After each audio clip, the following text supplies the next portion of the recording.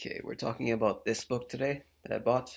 So originally, I actually bought this book to learn more about something called effective realism, and don't shut off the video yet. It's actually a really important lesson and about how concepts work. And I'm going to unpackage this in this video. I can't cover everything in the book, but I can share the takeaways, what I found most important, at least to me in my own life. So basically, there's sensory output that we get from outside in the world, and we can call that exteroception. Exteroception. That's the brain taking, being aware of taking in all the sensory data from the outside world.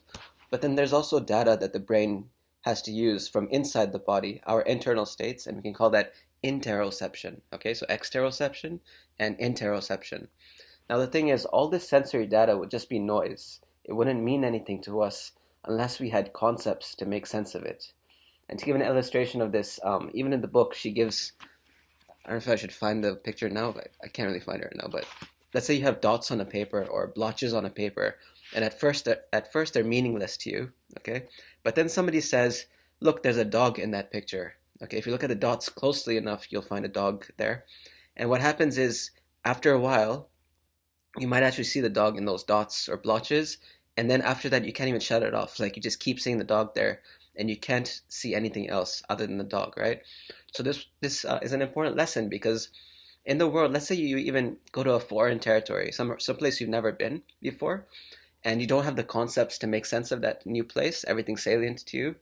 You're going to experience something called experiential blindness, where you just can't make sense of all this noise, all this sensory data coming at you, right?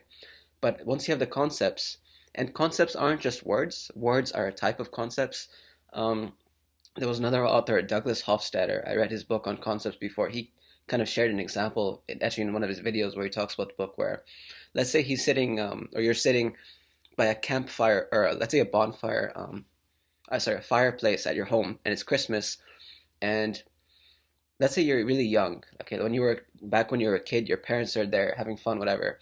That's a concept that exists in your mind, along with all the concomitant noises, scents, smells, tastes, like the taste of the food at that Christmas dinner, let's say. And then let's say 20 years later, you have your own kids, and then they're playing with their toys, and you're at the dinner table, and you're like, shit, this reminds me of an event in my childhood where I was at this Christmas dinner with my family, right? That's because now you're applying the old concept to this new situation, and you're making sense of it. That old concept gives it meaning, right? And this is what we do, like with these concepts. They don't have to be words, they can even be particular instances, your experiences by which you make sense of new sensory input, new situations, etc.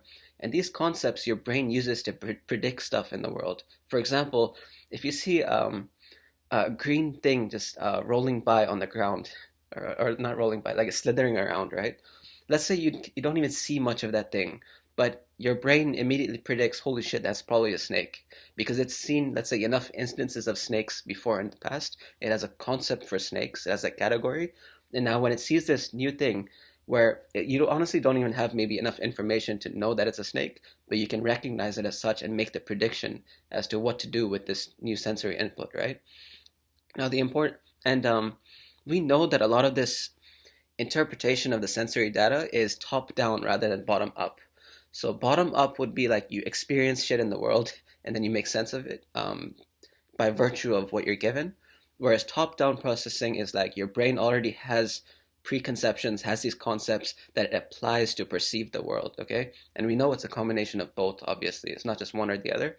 And one strong piece of evidence to support this is, so you have these visual cortices, okay? So behind your retina, like the input from the retina goes to the V1, the first uh, visual cortex, and then it goes to V2, V3, V4. I think there's 4 or 5 or something.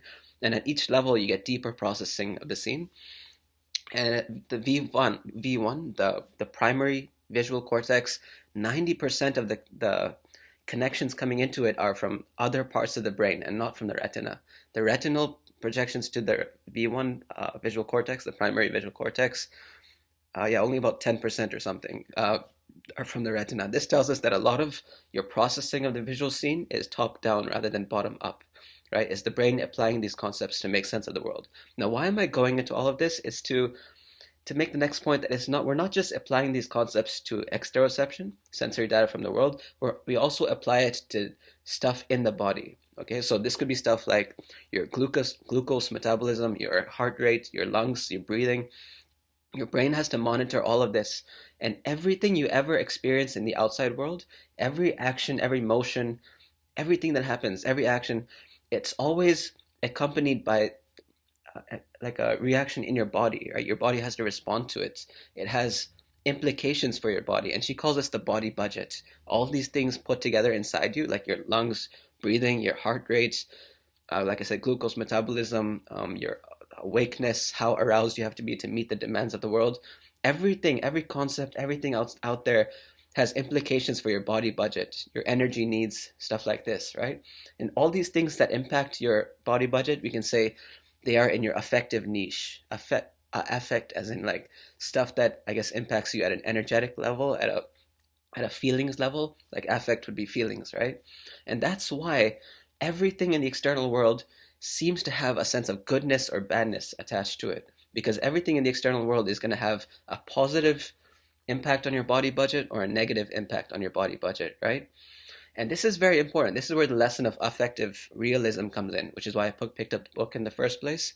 I remember skimming through it just online on a PDF, and I caught this section on affective realism, and it intrigued me, right?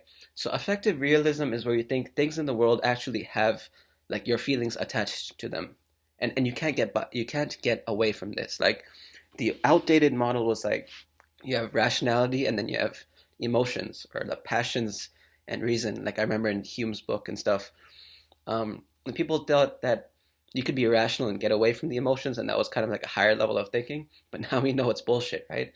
Every thought, every concept, everything is accompanied by your feelings, by the sense of goodness or badness.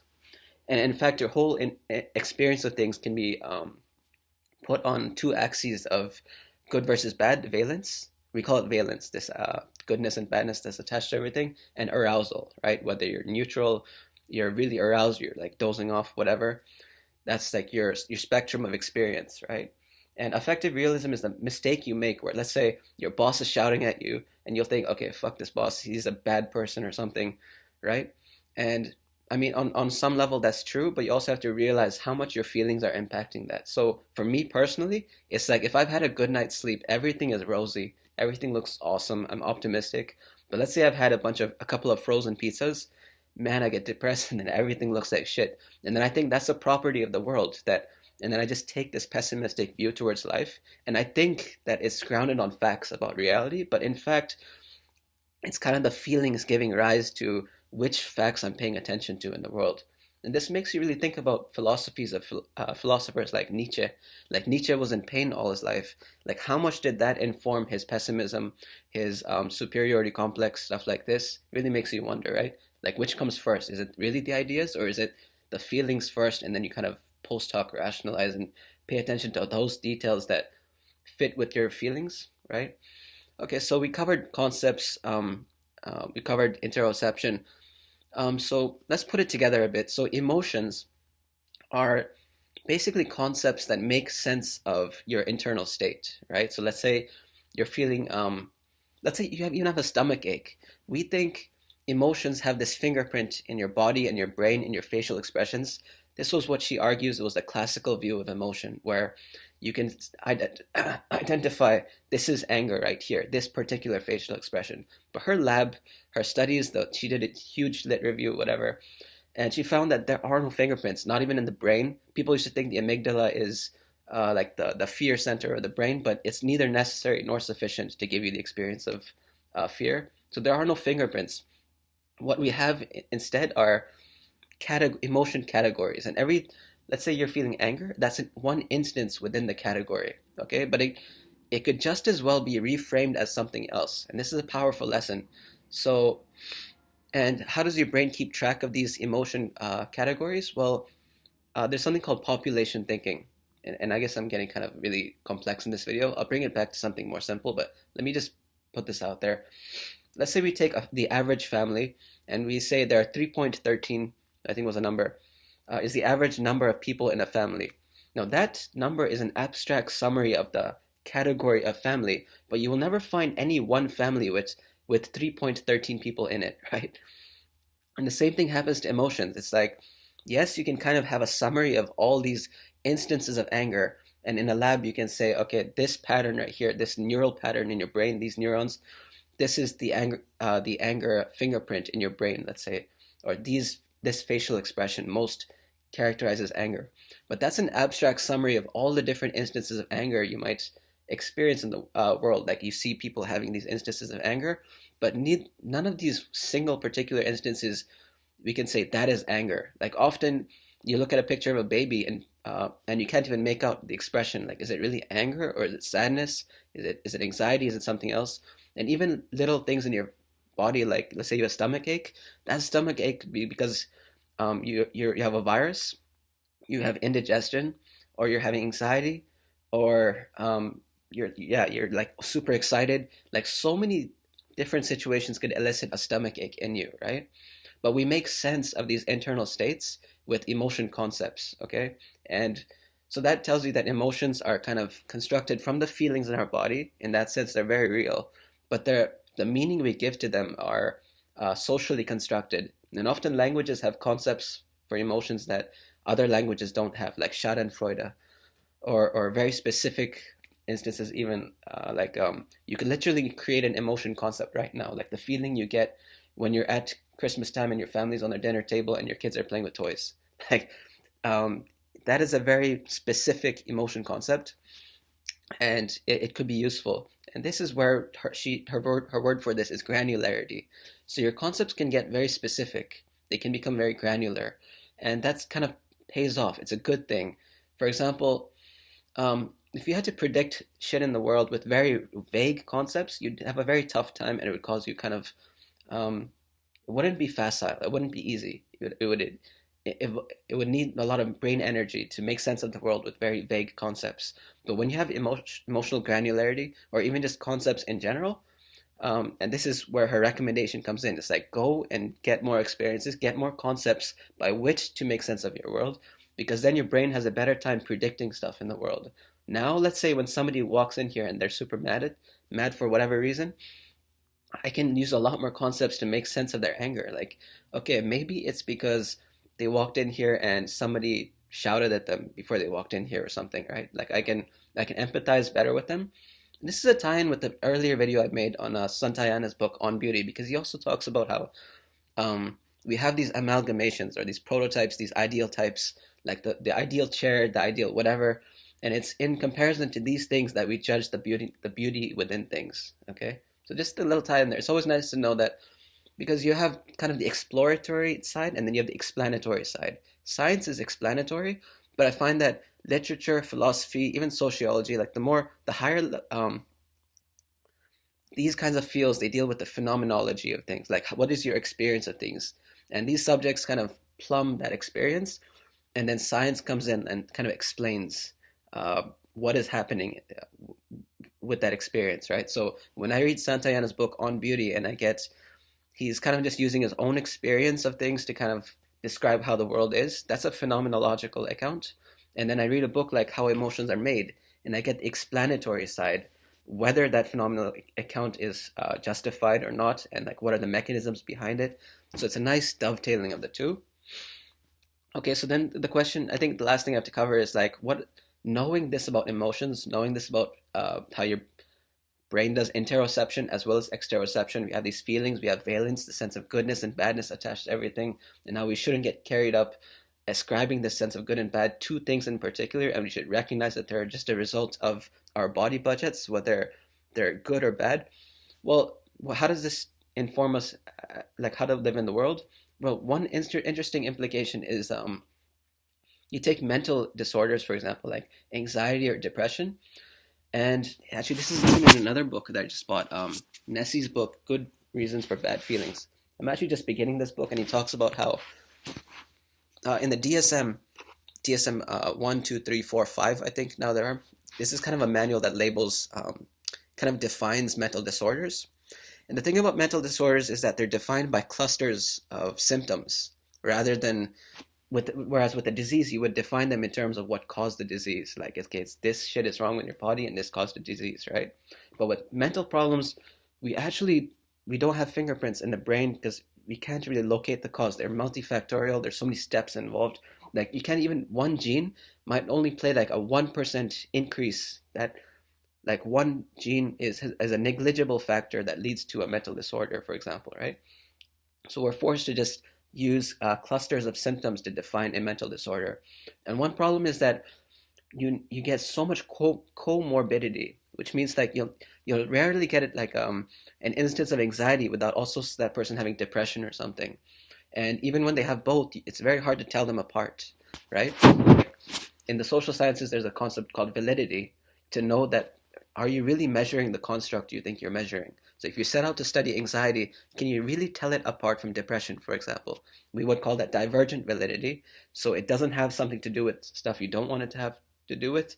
And convergent validity, where you want this thing that you're measuring to have something to do with other stuff that is related, right? So validity is important.